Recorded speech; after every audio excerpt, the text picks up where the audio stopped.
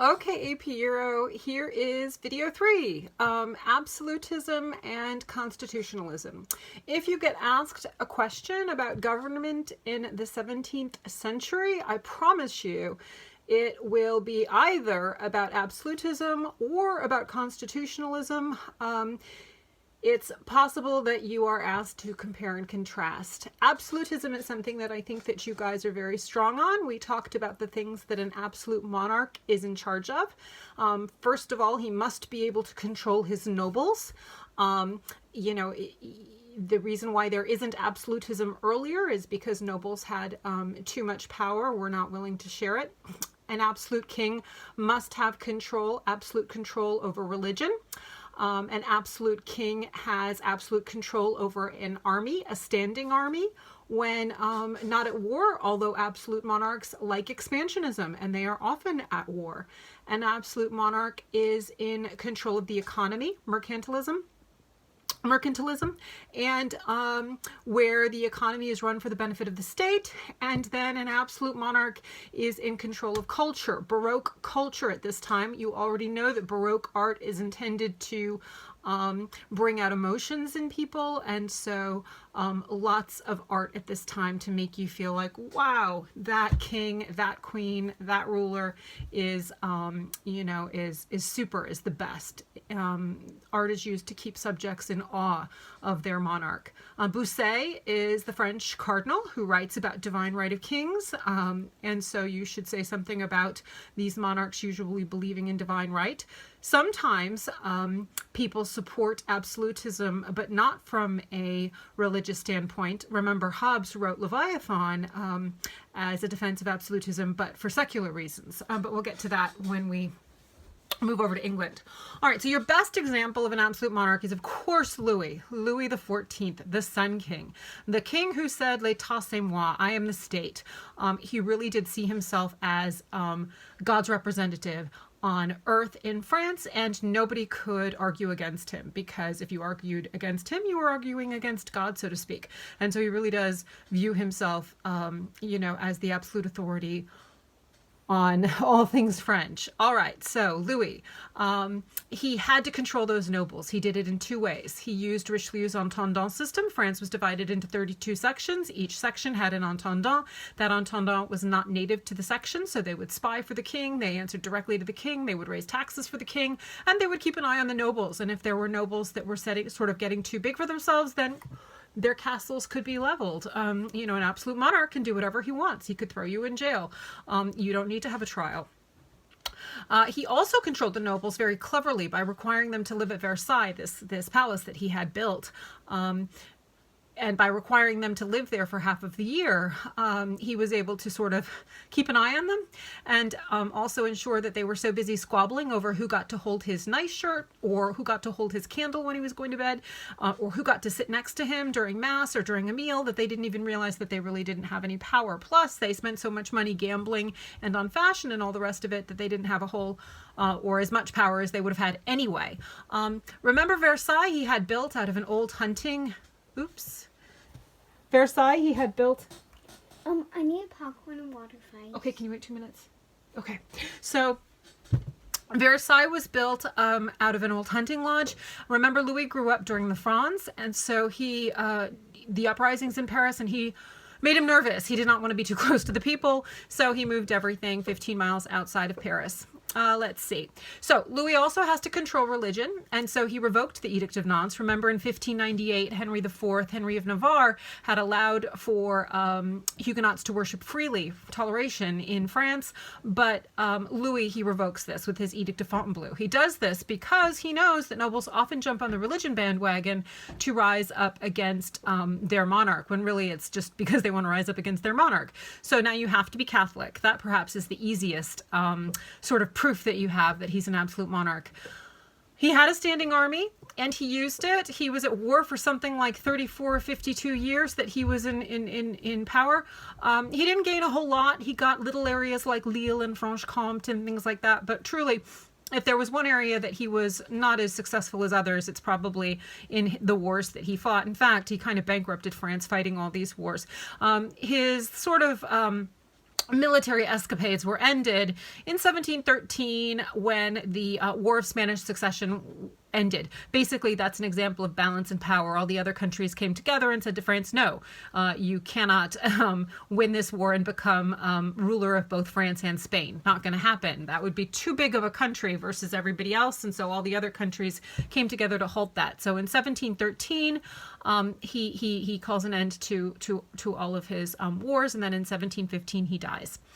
He also was very interested in the economy of France. Mercantilism is the sort of what you need to remember when you're thinking about the economy of an absolute country. You want to have, if you are an absolute country, far more exports than imports. Remember, Louis even had Venetian glassmakers brought into France so that when you were buying the best glass in the world, these Venetian glassmakers made the best glass, but you were buying it from France. They were doing it in France.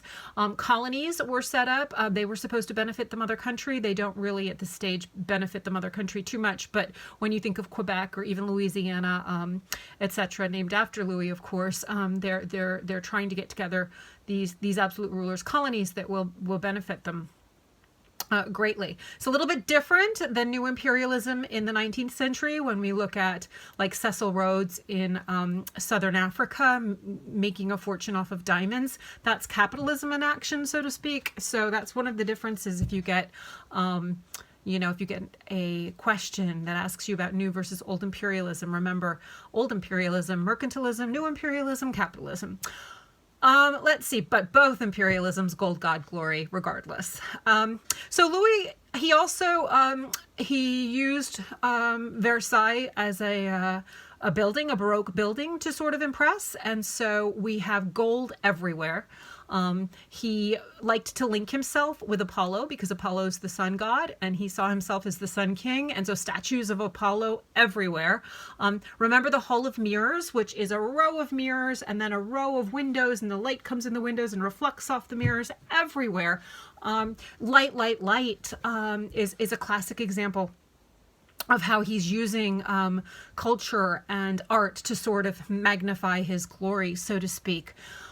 One of the fountains at Versailles has Apollo, his chariot kind of lifting a horse, lifting out of the fountain. I mean, it really is over the top. The whole gardens themselves at Versailles are planned so that they look like, the circle, the sun, rose garden, and then radiating pathways that lead out like sun rays. So everything, this is a visual program, propaganda designed to persuade you to think that Louis is the best thing since sliced bread, that he really is great. So I'm pretty sure we hit all 5 points there for Louis. The other great example of an absolute monarch, we move over to Russia. Peter the Great is probably the second best example to use. Peter the Great, like a good absolute ruler, wants to expand. He goes to war with Sweden, another absolutist state, and he actually embarrassingly loses at the Battle of Narva in 1701, part of the Great Northern War. And rather than quit and cry about it, he really put all of his time and energy into strengthening his army and education and scientific education, trying to come up with the best military weapons, etc. Remember, he believed that Westernization is modernization. He really loved the West. He liked England. And so he was happy to bring in the best people from out there to come in to Russia to make schools better and to make the military better. He had to control his nobles. So just like Louis, he requires nobles to live in a certain area. After he loses that Battle of Narva, he goes on to win several battles against Sweden, and he does take a big chunk of land along the Baltic that Sweden had, and it had an old fortress that was there that he turns into St. Petersburg, and it's going to be a glorious city. And he requires his nobles to live there for half of the year, and he requires the nobles to build houses according to their wealth. So if they're wealthier, they have to build an even bigger townhouse, and it costs a lot of money, and it keeps them occupied, again keeps them sort of busy so that they don't try to sort of impede on Peter's power. And we also see him controlling the nobles by requiring them to work for him, either as officers in the military or in the administration. He also requires the sons of nobles to go away to school for 5 years. This was actually one of the most hated things that he did. I guess families didn't really like losing their their oldest boys for 5 years or whatnot. But that too weakened the family, strengthened him, so to speak. And so we see that as one way that he sort of tightens the reins on absolutism. The Russian Orthodox Church taught that the Tsar was the little father. Again, this idea of divine right, that God is the big father, but the little father, his representative on earth, is the Tsar. So there was reinforcement from the pulpit that you needed to believe everything that Peter said, that he's in charge. We don't really have so much about the economy, but I think that's probably because the area that Peter is in charge of is so great, and Russia does lag behind on industry and all sorts of things. And so really the points that I previously made are what you would talk about if you were asked about how Peter is an absolute monarch.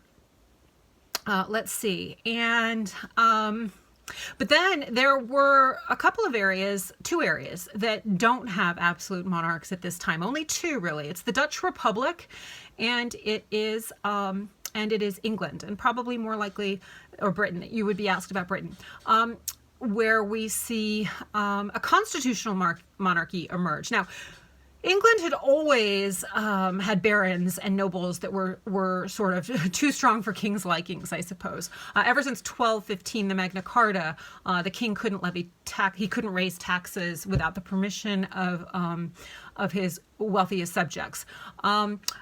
This was okay for a while. Elizabeth was a very good queen, you know, from her Elizabethan compromise, that she was really looking for ways to bring peace and prosperity to her country.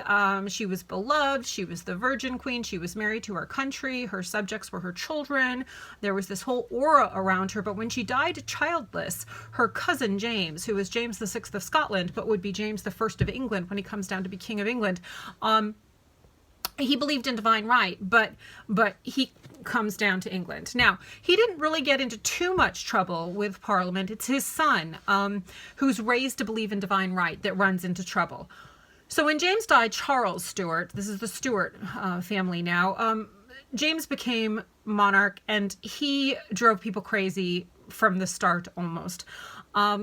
He wanted to go to war with Spain. You would think that this would make Puritan Parliament happy, because Spain was a Catholic country. What a good opportunity to get revenge against, you know, the Spanish, who had thought they could send their armada, etc., etc. But truthfully, it was not a popular move. He used his wife, Henrietta Maria's dowry, to do this, but then he wanted more money from Parliament, and Parliament was not interested in funding Charles's war. And he got mad about this, and he would rail about it, and he would tell people that he was the king, and, you know, divine right, they had to listen to him, etc. And he did not make himself any friends. The 2 major causes of the English Civil War will be one political cause and one religious cause. In 1629, Parliament annoyed him so much that he closed it down. Remember, he has 11 years of tyranny, 1629 to 1640, where he runs the country without any input from Parliament. He's able to raise money in a variety of strange ways. Remember the ship money, collecting ship money from all counties, not just ones along the coast, etc. And he's sort of bumbling along, and Parliament doesn't like him, but they're not meeting, and what can they do about it, so to speak? But he made a big mistake when he appointed William Laud as his Archbishop of Canterbury. William Laud was a high Anglican. I mean, we're talking almost sort of all of the ritual and ornate service, ceremony, all the things the Puritan Parliament doesn't like, that seem very Catholic to them. He embraces all of that.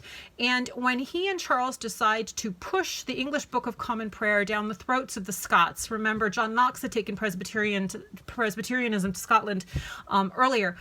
So those Presbyterian Scots, when the English come and say, you have to use our English Book of Common Prayer, they said, I don't think so. And they invaded the north of England.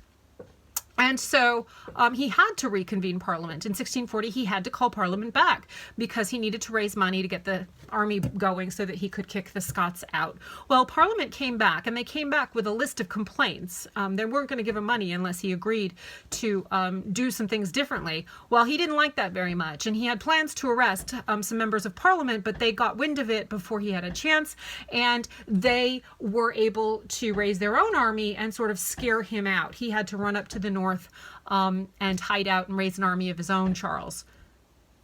what we get is, can you not do that knocking, sweetheart? What we get is the English Civil War. The Roundheads, the Puritan Parliament led by Oliver Cromwell, the New Model Army are on one side, and the Cavaliers and the Royalists, supporters of Charles, are on the other.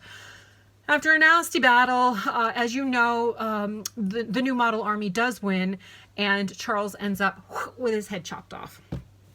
Well, for a period, there is sort of a military dictatorship under Oliver Cromwell with Puritan rule. Not much fun. Taverns closed down. Can't drink so much. Can't dance so much. Can't sort of have fun. So much so that by the time in 1660, when Oliver Cromwell dies, and his son Richard could take over, nobody wants Richard. They invited Charles II to come back, Charles the first son who had fled off to France to come back. And he does come back. He's the Merry Monarch. This is the Stuart Restoration. They bring back the Stuart monarchy, and he rules okay for a while. He's willing to abide by something that Parliament passes called the Test Act, which said that anybody who works within the government or the church or the government has to pass this has to pass this test that they're not Catholic, basically. Puritan Parliament really didn't want any Catholics in positions of power. So Charles, he bumbled along too. He did not have any children. So when he died, his younger brother, James II, came to the throne. Now, James II was Catholic. His wife was Catholic. He probably wasn't very happy with anybody after losing his father and all the rest of it anyway. He believed in divine right, and he really annoyed all sorts of members of Parliament.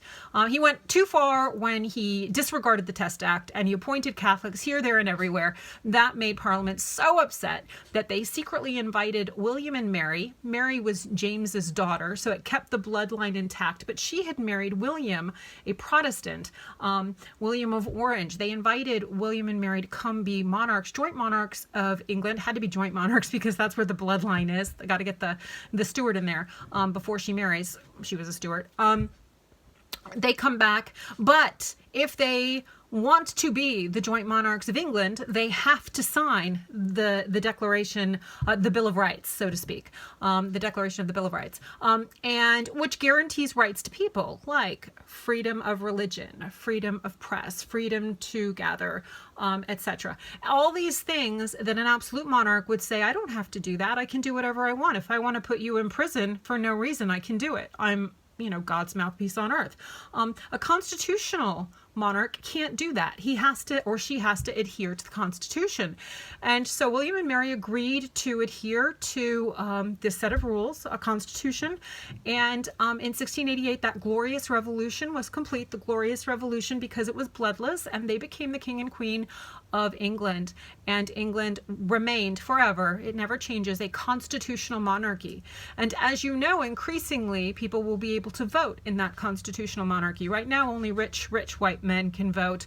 But after 1832, 1864, and 1887 Reform Acts, we have increasingly men able to vote. And then finally, remember, World War I will result in all men being able to vote, plus in 1918, women over 30, and then 10 years later, all women too. So in England, we have an evolutionary process of a march to a vote. It's not a revolutionary one. There's not a tremendous amount of bloodshed or anything like that. It is this march toward democracy that we get there. But in 1688, England became a constitutional monarchy. 1688 is the same year that Louis pretty much finalized Versailles. And so just as 1688 is a date that you can remember for absolutism, absolutely, in France, you can also remember that it is constitutional monarchy over there in England.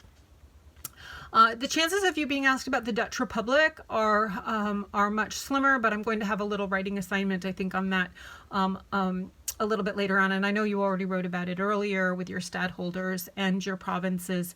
But basically, the Dutch Republic, an oligarchy of wealthy merchants, come together. And there is an estate general that is in charge of like declaring war, of foreign policy, but all domestic policy is determined by these this oligarchy of wealthy merchants, and there's some from every province, and the estate general can't do anything without the nod from from the provincial governors too. So really, what we have here is wealthy merchants running everything basically in the Dutch Republic. So I think that's probably all I need to talk you through today. In class tomorrow, we're going to do Enlightenment and enlightened monarchs and ask ourselves to what extent were they enlightened, which is something that hopefully you will come back to you quickly. But until then, happy studying. I hope you're well. Okay.